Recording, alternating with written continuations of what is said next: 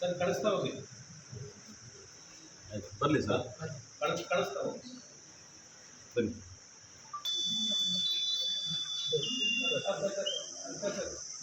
ಒಳ್ಳೆ ವಾತಾವರಣ ಕಾಣ್ತದೆ.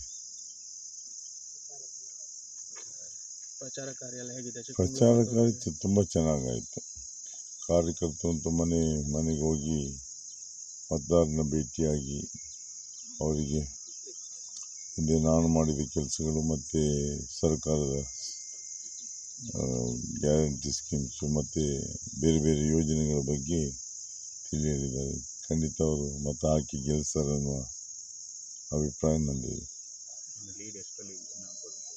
ಯಾವುದು ಲೀಡರ್ಸು ಲೀಡ್ ಎಷ್ಟು ಲೀಡಲ್ಲಿ ಅದನ್ನು ಕೌಂಟಿಂಗ್ ಆದಮೇಲೆ ಹೇಳ್ಬೋದು, ಈಗ ಹೇಳಲಿಕ್ಕೆ ಬರೋದು.